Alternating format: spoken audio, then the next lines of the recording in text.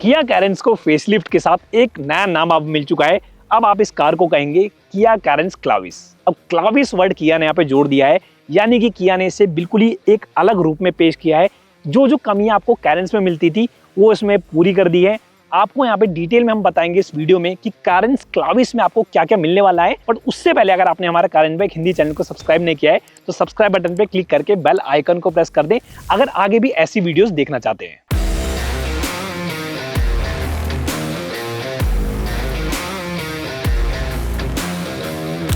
अब किया का कहना है कि कैरेंस क्लाविस जो है वो किया कैरेंस से थोड़ा सा डिफरेंट होने वाला है। डिफरेंट किस सेंस में होगा? जो जो फीडबैक जर्नलिस्ट के थे, जो जो फीडबैक डीलर्स के थ्रू आते थे या कस्टमर के थ्रू आते थे, उन फीडबैक्स पे किया ने वर्क किया है और कैरेंस को एक नया रूप दे दिया है जिसका नाम है कैरेंस क्लाविस। और फीडबैक में उनका ये आया सबसे पहले कि डिजाइन जो लैंग्वेज है वो इसमें थोड़ा सा एसयूवी वाला हो जाए तो ज्यादा अच्छा लगेगा, और किया ने इसी पे वर्क किया है। तो यहाँ पे आप देख सकते हैं कि इसका जो बॉनेट है वो अब आपको अपराइट मिलता है, यानी कि अपराइट हुड आपको यहाँ पे मिल जाता है। साथ ही साथ आप हेडलैम्प्स को देखेंगे तो ये भी कंप्लीटली चेंज हो चुके हैं, ज्यादा फ्रेश अपील आपको देने वाले हैं। यहाँ से आप देखेंगे तो आपको जो डीआरएल्स मिलते हैं ये स्टार मैप पैटर्न के साथ मिलते हैं। नीचे आपको आइस क्यूब एलईडी हेडलैम्प का सेटअप मिल जाता है और मिडिल में आप देखते हैं तो यहाँ पे आपके पास डिजिटल टाइगर नोज ग्रिल वाला पैटर्न मिल जाता है। ये जो टाइगर नोज ग्रिल आप देख रहे हैं ये बेसिकली किया की हाई एंड जो ईवीज आती है उनसे इंस्पायर्ड है, जैसे कि आपने किया की EV9 में देखा होगा और EV5 में भी आपने कुछ इसी तरह का पैटर्न देखा होगा। नीचे देखेंगे तो यहाँ पे आपको जो स्किड प्लेट्स मिलती हैं ये भी कंप्लीटली डिफरेंट है और यहाँ बम्पर पे आपको एक कैमरा भी मिल जाता है, क्योंकि इस कैरेंस क्लाविस में अब आपको 360 डिग्री कैमरा वाला फीचर मिलने वाला है। साथ ही साथ इडास वाली फीचर्स के लिए कैमरा और रडार भी आपको यहाँ पे मिल जाता है। और कैमरा के अलावा यहाँ पे आपके पास फ्रंट पार्किंग सेंसर्स भी मिलते हैं। तो ओवरऑल जब आप इसका डिजाइन देखेंगे, ये स्पेशली एलईडी डीआरएल्स वाला पार्ट देखेंगे, हेडलैम्प्स वाला पार्ट देखेंगे, तो आपको एक फ्रेश अपील देखने को मिलेगी। साथ ही ये हुड जो है ये इसे थोड़ा सा बोल्ड और मस्कुलर लुक अब ऑफर करता है। सिर्फ इतना ही नहीं, किया का कहना है कि उन्होंने कैरेंस में और भी चीजों पे वर्क किया है, जैसे कि अगर आप साइड में आते हैं तो यहाँ पे इसके जो व्हील्स मिलते हैं आपको वो कैरेंस से थोड़ा सा डिफरेंट है। इस क्लाविस में आपको 17 इंचेस के अलॉय व्हील्स मिलते हैं, जबकि आपको कैरेंस में 16 इंचेस के अलॉय व्हील्स मिलते थे। और इन अलॉय व्हील्स का जब डिजाइन आप देखेंगे तो ये भी आपको काफी ज्यादा पसंद आने वाला है। साथ ही साथ बात करें अगर ब्रेकिंग की तो फ्रंट और रियर दोनों में आपके पास डिस्क ब्रेक का फीचर मिल जाता है। एक बार अगर आप इसका पूरा सिलेक्ट देखेंगे, पूरा इसका डिजाइन देखेंगे तो आपको कहीं ना कहीं ये पता लग जाएगा कि ये किया कैरेंस ही है। लेकिन क्लाविस की जो लेंथ है वो किया कैरेंस से 10 mm ज्यादा है। 4550 मिलीमीटर की यहाँ पे आपके पास लेंथ मिल जाती है। व्हील बेस हमेशा से इसमें अच्छा मिलता था, तो व्हील बेस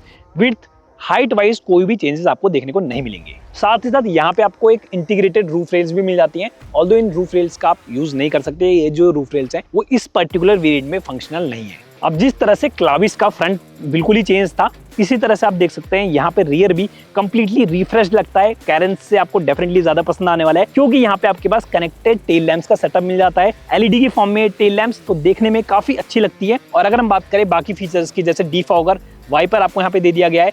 यहाँ पे आप बैजिंग भी देख सकते हैं, डिफरेंटली यहाँ पे दी गई है। कैरेंस के नीचे आपको क्लाविस की एक बैजिंग देखने को मिल जाएगी। साथ ही साथ यहाँ पे रिवर्स पार्किंग सेंसर्स और कैमरा भी दिया गया है। बूट स्पेस भी एक बार देख लेते हैं। तो बूट स्पेस में आपको कोई चेंज नहीं मिलेगा, अभी भी आपको यहाँ पे 216 लीटर्स का बूट स्पेस मिलता है, जो कि इनफ है। अगर इसके राइवल से हम इसे कंपेयर करें तो तीनों रोज को ऊपर करने के बाद भी आपके पास जो यहाँ पे बूट स्पेस मिलता है वो अपने आप में ही इसे प्रैक्टिकल एमपीवी बना देता है। और वैसे तो ये 216 लीटर का जो बूट स्पेस है वो इनफ है, बट स्टिल अगर आप इसकी थर्ड रो में ट्रेवल नहीं कर रहे हैं, थर्ड रो खाली है, तो आप इसे फोल्ड भी कर सकते हैं। 50-50 स्पीड आप इसे कर सकते हैं कुछ इस तरह से।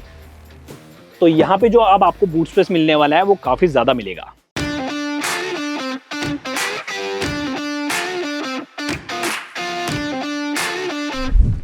सिर्फ एक्सटीरियर में नहीं बल्कि इंटीरियर में भी आपको चेंज मिलेंगे।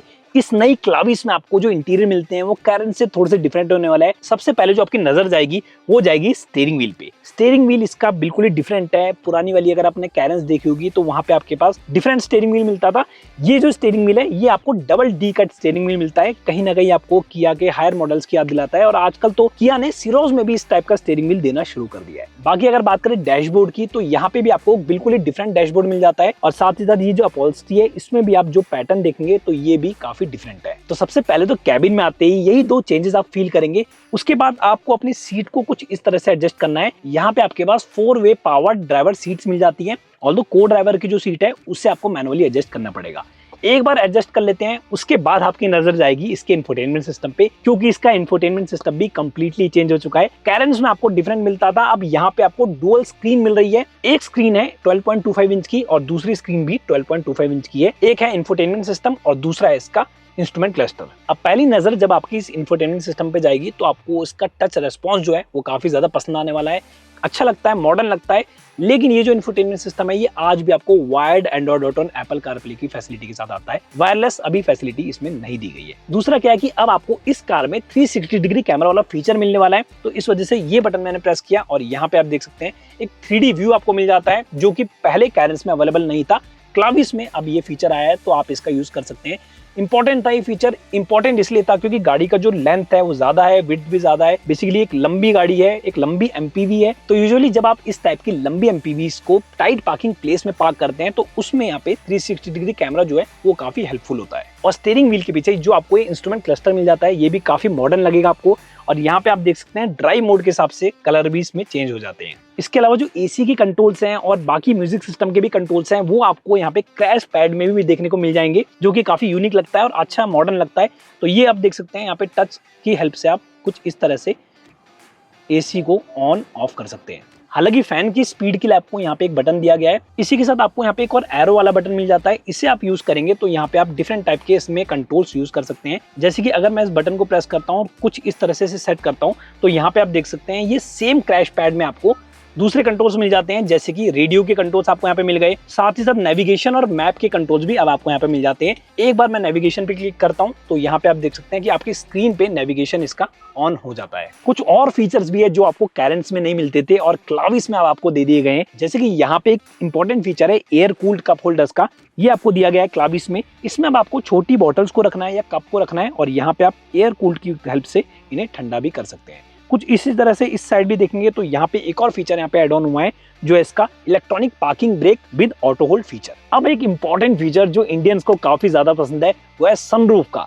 पुरानी वाली कैरेंस में आपको नॉर्मल सनरूफ आती थी, जबकि इस क्लाविस में आप देखेंगे तो अब आपको यहाँ पे डुअल पैन पैनोरामिक सनरूफ मिल जाती है, जो कि काफी अच्छी है, काफी बड़े साइज की है और अब ये आपको डेफिनेटली इंप्रेस करेगी। एक एमपीवी में सबसे ज्यादा इंपॉर्टेंट जो चीज होती है वो होता है इसका रियर सीट कंफर्ट, और रियर सीट कंफर्ट में कैरेंस ने भी हमें कभी भी डिसअपॉइंट नहीं किया था और क्लाविस भी कुछ इसी तरह का यहाँ पे रियर सीट कंफर्ट आपको ऑफर करने वाली है।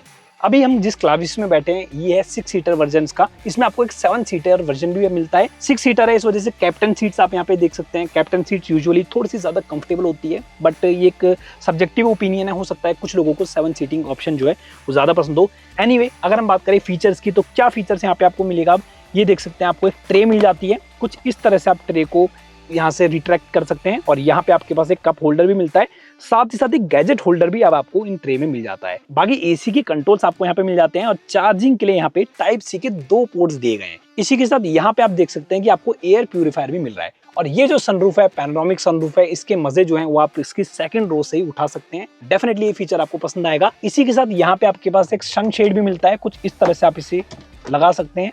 धूप जो है वो बाहर बहुत ज्यादा है, इस वजह से इन सनशेड की वजह से गाड़ी का जो कैबिन का टेम्परेचर है वो आप काफी हद तक कंट्रोल में रख सकते हैं। इन सभी फीचर्स के अलावा एक और फीचर है जो इसकी सेकंड रो को और भी ज्यादा रूमी बना सकता है, वो है बॉस मोड वाला फीचर। इस पर्टिकुलर जिस सीट में मैं बैठा हूँ इसके आगे जो को ड्राइवर वाली जो सीट्स हैं उसको अगर आपको आगे पीछे करना है तो इस लीवर की हेल्प से आप कर सकते हैं, कुछ इस तरह से स्लाइड करके। बहुत ईजी है, यहाँ से मैंने किया और यहाँ पे अब आप देख सकते हैं मेरी जो हाइट है वो है 5 फीट 8 इंच। मेरी हाइट के हिसाब से नी रूम देख सकते हैं आप काफी ज्यादा मिल जाता है, हेडरूम भी यहाँ पे काफी अच्छा है। अब बॉस मोड अगर हम फिर भी नहीं लगाते हैं और इसे ऑल द वे पीछे की तरफ भी एडजस्ट करते हैं तो भी यहाँ पे आप देख सकते हैं काफी ज्यादा नी रूम आपको यहाँ पे मिल जाता है। इसके अलावा जैसे फ्रंट में आपको एयर कूल्ड बॉटल होल्डर्स मिल रहे थे, उसी तरह से रियर में भी आपको एयर कूल्ड बॉटल होल्डर्स दिए गए। यहाँ पे छोटी बॉटल यहाँ पे आ जाएगी और यहाँ से कुछ इस तरह से आप इसके बॉटल को ठंडा कर सकते हैं। अब अगर आपको इसकी थर्ड रो को एक्सेस करना है तो आपके पास 2 ऑप्शंस हैं। ये पर्टिकुलर 6 सीटिंग वर्जन में आपके पास मिडिल में भी स्पेस मिल जाता है, आराम से आप उस स्पेस का यूज करके इसकी थर्ड रो में जा सकते हैं। लेकिन अगर आपके पास 7 सीटिंग वर्जन है और आप इसका टंबल वाला फीचर यूज करना चाहते हैं तो ये बटन मैंने प्रेस किया, कुछ इस तरह से 1 टच टंबल आपको मिल जाता है और कुछ इस तरह से इसकी सीट को टंबल करके आप आराम से इसकी थर्ड रो में जा सकते हैं। अभी अगर आपको इसकी थर्ड रो का कंफर्ट एनहांस करना है तो आप आराम से इसको रिक्लाइन कर सकते हैं, कुछ इस बटन की हेल्प से। और यहाँ पे आप देख सकते हैं अभी कंप्लीटली रिक्लाइन हो चुकी है। नी रूम यहाँ पे आपके पास डिसेंट मिल जाता है, हेडरूम भी यहाँ पे आपके पास अच्छा है और इतना कंफर्ट आपको यहाँ पे मिल जाता है कि मेरी जो हाइट है वो है 5 फीट 8 इंच। मेरी हाइट के हिसाब से जो पैसेंजर यहाँ पे बैठा होगा वो आराम से 3 से 4 घंटे की लॉन्ग जर्नी यहाँ पे कर सकता है।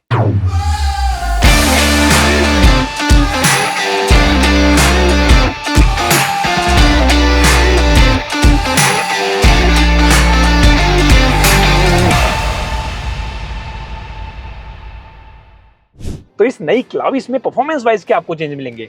कुछ भी नहीं मिलेंगे, क्योंकि इंजन ऑप्शन बिल्कुल ही सेम है। एक आपको मिलता है 1.5 लीटर का नेचुरली एस्पिरेटेड पेट्रोल इंजन, दूसरा आपको मिलता है 1.5 लीटर का टर्बो जीडीआई पेट्रोल इंजन और तीसरा आपको मिलता है 1.5 लीटर का डीजल इंजन। यानी कि इंजन ऑप्शंस बिल्कुल ही सेम है जो कैरेंस में आते थे, बट एक मेजर अपडेट यहाँ पे दे दिया है कंपनी ने, जहां आपको 1.5 लीटर का टर्बो जीडीआई इंजन कैरेंस में सिर्फ IMT ट्रांसमिशन और सिर्फ एक DCT ट्रांसमिशन के साथ आता था, यहाँ क्लाविस में आपको अब ये जो इंजन है वो मैनुअल ट्रांसमिशन यानी कि प्योर मैनुअल ट्रांसमिशन के साथ भी मिलेगा। हालांकि IMT जो ट्रांसमिशन होता है वो एक तरह से मैनुअली ट्रांसमिशन होता है, स्टिल वो क्लचलेस मैनुअल होता है, और मैं बात कर रहा हूँ एक रेगुलर मैनुअल ट्रांसमिशन की, जो कि ट्रेडिशनल मैनुअल ट्रांसमिशन होता है। हालांकि अभी मैं जिस इंजन को ड्राइव कर रहा हूँ ये है 1.5 लीटर का टर्बो जीडीआई इंजन, लेकिन DCT ट्रांसमिशन के साथ मैं इसे ड्राइव कर रहा हूँ। अब DCT ट्रांसमिशन है यानी कि परफॉर्मेंस वाइज आपको यहाँ पे कोई कंप्लेन नहीं मिलेगी। इंजन पे बात करते हैं, ये जो इंजन है ये प्रोड्यूस करता है लगभग 157 bhp की पावर और 253 न्यूटन मीटर्स का टॉर्क। तो परफॉर्मेंस वाइज ये जो इंजन है कमाल का है। हमेशा से जो कैरेंस में आता था, पहले भी हमने देखा था, कोई चेंज नहीं है। परफॉर्मेंस में आपको बड़ा ही मजा आएगा इसे ड्राइव करने में। इसमें ड्राइव मोड्स आपको मल्टीपल मिल जाते हैं, जैसे कि मैंने बटन प्रेस किया, स्पोर्ट मोड मिलता है, इको मोड मिलता है, एक नॉर्मल मोड मिलता है। जाहिर सी बात है इको मोड पे जब आप इसे ड्राइव करेंगे तो आपको फ्यूल एफिशिएंसी थोड़ी सी अच्छी मिलेगी। नॉर्मल मोड आप सिटी के लिए यूज कर सकते हैं, एक परफेक्ट मोड है, इसमें आपको परफॉर्मेंस भी अच्छी मिलती है और फ्यूल एफिशिएंसी भी आपको अच्छी मिलती है। बट जैसे मैं इसे स्पोर्ट मोड पे रखता हूँ तो कुछ इस टाइप की परफॉर्मेंस हो जाती है। इंजन थोड़ा सा वोकल हो जाता है, RPM थोड़े से बढ़ जाते हैं, बट परफॉर्मेंस आपको डेफिनेटली मजेदार मिलने वाली है, जो कि हम यूजुअली एक MPV से एक्सपेक्ट नहीं करते हैं। MPV को जनरली लोग कंफर्ट के लिए खरीदते हैं, बट स्टिल ये 1.5 लीटर का जो टर्बो जीडीआई इंजन है ये डेफिनेटली एक एडवांटेज जरूर बन जाता है इस गाड़ी के लिए। इसके बाद आता है इसका एक 1.5 लीटर का नेचुरली एस्पिरेटेड पेट्रोल इंजन। वो इंजन भी अच्छा है, परफॉर्मेंस में आपको डिसेंट परफॉर्मेंस देगा। अगर बात करें ट्रांसमिशन की तो उसमें आपको सिर्फ मैनुअली ट्रांसमिशन मिलेगा, ऑटोमेटिक किसी भी तरह से वहां पे आपको नहीं मिलता, ना DCT मिलेगा ना IMT मिलेगा। और अगर बात करें इसके डीजल इंजन की तो डीजल इंजन उन लोगों के लिए बिल्कुल ही परफेक्ट है जो चाहते हैं कि हमें अच्छी फ्यूल एफिशिएंसी भी मिले और टर्बो इंजन जैसी परफॉर्मेंस भी मिले। और इसका जो 1.5 लीटर का डीजल इंजन है वो आपको ऑटोमेटिक और साथ ही साथ मैनुअल दोनों ही ट्रांसमिशन में अवेलेबल है। तो अगर आप एक टॉर्की इंजन का शौक रखते हैं, एक अच्छे लो एंड टॉर्क वाले इंजन का शौक रखते हैं, तो आपको डेफिनेटली इसका डीजल इंजन जरूर पसंद आएगा। रही बात इस टर्बो पेट्रोल इंजन की तो इसकी परफॉर्मेंस भी आपको काफी अच्छी लगेगी। हालांकि अगर बात करें इसकी माइलेज की तो ये जो 1.5 लीटर का टर्बो जीडीआई इंजन है वो माइलेज आपको डिसेंट ही देता है। कंपनी की अगर हम क्लेम्ड फिगर्स की बात करें तो कंपनी लगभग 16 किलोमीटर पर लीटर के अराउंड इसकी माइलेज क्लेम करती है। अगर हम बात करें ऑटोमेटिक ट्रांसमिशन के साथ, मैनुअल ट्रांसमिशन में जो माइलेज फिगर्स होगी वो थोड़ी सी डिफरेंट हो सकती है। स्टिल मेरा मानना है कि अगर आप कहीं ना कहीं इस इंजन को प्रेफर कर रहे हैं तो आप इसलिए कर रहे हैं कि ये इंजन आपको परफॉर्मेंस अच्छी देता है। माइलेज का अगर आप शौक रखते हैं तो आप इसके डीजल इंजन की तरफ जा सकते हैं। तो ओवरऑल इंजन और परफॉर्मेंस वाइज आपको कोई भी चेंजेस नहीं मिलेंगे। अब बात करते हैं दूसरे एस्पेक्ट की। अब किया का कहना है कि उन्होंने इसकी ओवरऑल NVH को सुधारा है और साथ ही साथ जो रिफाइनमेंट है इसकी वो आपको बेटर मिलने वाली है। ऑल्दो यहाँ पे बहुत ज्यादा डिफरेंस फील नहीं हो रहा है, सेम वैसे ही फील आ रहा है जैसे कि पहले कैरेंस को ड्राइव करते हुए आता था। साथ ही साथ किया का कहना है कि उन्होंने सस्पेंशन की भी ट्यूनिंग इसकी थोड़ी सी बेटर की है, स्लाइटली कैरेंस से बेटर है और सेल्टोस के लगभग पास में इसकी सस्पेंशन की ट्यूनिंग की है। यानी कि आपको कैरेंस से बेटर फील आएगा सस्पेंशन का और कहीं ना कहीं आपको ऐसा फील आएगा कि आप एक सेल्टोस जैसा सस्पेंशन सेटअप ड्राइव कर रहे हैं। हालांकि मेरा पर्टिकुलर जो मानना है वो ये है कि इसके सस्पेंशन ना बहुत ज्यादा स्टिफ आपको लगेंगे ना बहुत ज्यादा सॉफ्ट लगेंगे। हाँ, ये एक MPV है, थोड़ी सी लेंथ ज्यादा है, व्हील बेस ज्यादा है, इस वजह से बॉडी रोल आपको थोड़ा सा फील होने वाला है। स्टीयरिंग के रेस्पॉन्स की बात करें तो रेस्पॉन्स एकदम आइडेंटिकल है जैसे पहले आपको मिलता था। हालांकि स्टीयरिंग जो है वो बिल्कुल ही न्यू हो गया है, तो जब आप इसे ड्राइव करते हैं तो आपको ऐसा फील आएगा कि हाँ एक न्यू गाड़ी को ड्राइव कर रहे हैं। और स्टीयरिंग ही क्या, आपको जो कंप्लीट डैशबोर्ड का लेआउट मिलता है ये भी डिफरेंट है, तो आपको लगेगा कि हाँ आप एक फ्रेश गाड़ी को ड्राइव कर रहे हैं। इसी के साथ इस स्टीयरिंग पे पैडल शिफ्टर्स भी आपको मिलते हैं, तो यहाँ पे प्लस का साइन आपको मिलता है अप शिफ्ट के लिए और माइनस का ऑब्वियसली डाउन शिफ्ट के लिए आपको मिलता है। तो अगर आप मैनुअल वाला मजा लेना चाहते हैं 7 DCT वाले वेरिएंट में तो आप इन पैडल शिफ्टर्स का यूज कर सकते हैं। एक और चीज जो आपको डेफिनेटली पसंद आएगी वो है कि इसका इंस्ट्रूमेंट क्लस्टर ज्यादा इंफॉर्मेटिव, ज्यादा क्लियर, ज्यादा अच्छा और ज्यादा अपमार्केट फील होता है। ऐसा फील आता है कि आप एक मॉडर्न गाड़ी को ड्राइव कर रहे हैं। तो डेफिनेटली ये भी एक गेम चेंजर बन चुका है क्लाविस में। रही बात विजिबिलिटी की तो विजिबिलिटी वाइज कैरेंस में हमेशा से हमें कोई प्रॉब्लम नहीं थी, इस वजह से क्लाविस में भी एकदम सेम आपको कैरेक्टर देखने को मिलेगा। बॉनेट जो है वो आपको क्लियरली विजिबल हो जाता है। मेरी जो हाइट है वो है 5 फीट 8 इंच। मेरी हाइट के हिसाब से बॉनेट भी क्लियरली विजिबल हो रहा है और ए पिलर जो है वो भी बहुत ज़्यादा थिक नहीं है, जिसकी वजह से आपको ब्लाइंड स्पॉट वाला कोई इशू देखने को नहीं मिलेगा। स्टिल अगर आपको लगता है ब्लाइंड स्पॉट है और गाड़ी जो है वो लंबी है, ड्राइव करने में थोड़ी सी प्रॉब्लम है, तो जैसे आप इसका राइट और लेफ्ट का इंडिकेटर कुछ इस तरह से देते हैं तो आपके पास यहाँ पे ब्लाइंड व्यू मॉनिटर इसका एक्टिवेट हो जाता है। इस ब्लाइंड व्यू मॉनिटर की वजह से काफ़ी ज़्यादा हेल्पफुल हो जाता है अगर आप गाड़ी को टर्न कर रहे हैं, स्पेशली यू टर्न पे ले जा रहे हैं या फिर कोई टाइट पार्किंग प्लेस में पार्क करने वाले हैं, तो ये जो ब्लाइंड स्पॉट मॉनिटर है ये बहुत ज़्यादा यूजफुल है। और अब तो इस कैरेंस क्लाविस में 360 डिग्री कैमरा का फीचर भी आ गया है, तो वो भी फीचर काफ़ी इंपॉर्टेंट है, पार्किंग के दौरान काफ़ी आपकी हेल्प करेगा। साथ ही साथ इडास के फीचर्स भी आपको यहाँ पे मिल जाते हैं। तो मुझे पर्टिकुलरली जो लेन कीप असिस्ट वाली फीचर है वो पसंद है। दूसरा, फॉरवर्ड कोलिजन अलर्ट सिस्टम यहाँ पे इसका बहुत ज्यादा अच्छे से वर्क करता है। इनफैक्ट इसका इडास सिस्टम इतना एक्यूरेटली वर्क करता है कि कई बार ऐसा भी हुआ है कि गाड़ी को मैंने साइड में पार्क किया है, साइड से कोई ट्रैफिक जा रहा है और जैसे मैं गाड़ी को एक्सेलरेट करता हूं तो तुरंत ये ब्रेक प्रेस कर देती है। तो हाँ, जरूर इस गाड़ी को ड्राइव करते हुए एक कॉन्फिडेंस फील होता है, एक सेफ्टी वाला कैरेक्टर यहाँ पे आ जाता है कि हाँ, इन केस अगर हमसे रोड पे कोई गलती हो जाती है ड्राइव करते दौरान तो इसका इडास जो है वो हमारी डेफिनेटली हेल्प करेगा। और इडास की बात करो तो टोटल 20 ऑटोनोमस फीचर्स आपको यहाँ पे मिल जाते हैं। By the way 360 degree camera वाला जो फीचर है वो भी इसकी इडास में इंक्लूड किया गया है, तो वो अलग से कोई फीचर नहीं है, तो इडास का ही पार्ट है वो। और यूजुअली 360 डिग्री कैमरा जो फीचर्स होते हैं वो इडास के ही पार्ट होते हैं, बट उस फीचर को कुछ कंपनीज अलग से भी क्लासीफाई कर देती है। इसके अलावा rear cross traffic alert system भी आपको मिल जाता है, अवॉइडेंस सिस्टम भी मिल जाता है, तो वो फीचर भी इडास का ही पार्ट है और काफ़ी ज़्यादा इंपॉर्टेंट है, स्पेशली जब आप इस टाइप की रोड में ड्राइव कर रहे हैं जिसमें इस वक्त हम कर रहे हैं। बाकी अगर स्टैंडर्ड सेफ्टी फीचर्स की बात करें तो किया कहता है कि यहाँ पे आपके पास 18 स्टैंडर्ड सेफ्टी फीचर्स मिलते हैं, जो कि 18 रॉबस्ट फीचर्स कहता है किया। हालांकि उन 18 फीचर्स में से जो इंपॉर्टेंट फीचर्स है वो है 6 एयरबैग्स का feature, ESP, hill start assist, इस टाइप के फीचर इंपॉर्टेंट है। और एक फीचर जो मुझे काफ़ी ज़्यादा पसंद है वो है ऑल व्हील डिस्क ब्रेक्स वाला फीचर, जो कि बेस वेरिएंट से आपको अवेलेबल है। तो ओवरऑल ये वाले 18 फीचर्स और इडास के फीचर्स, लेवल 2 इडास के फीचर्स इसे एक अच्छी सेफ MPV बना देते हैं। तो ओवरऑल किया कैरेंस क्लाविस जो है वो अब फीचर से भरपूर है। कंफर्ट पहले भी आपको अच्छा मिलता था, तो रियर सीट कंफर्ट वाइज आपको किसी भी तरह का इशू नहीं होगा। इंजन की मैं बात करूं तो मैं अगेन वही बोलूंगा कि ये 1.5 लीटर का टर्बो GD इंजन जो है वो आपको बहुत ही अच्छी परफॉर्मेंस देता है। लेकिन अगर आप चाहते हैं कि आपको अच्छी परफॉर्मेंस के साथ एक अच्छी माइलेज भी मिले तो आप इसका डीजल वर्जन को ऑप्ट कर सकते हैं।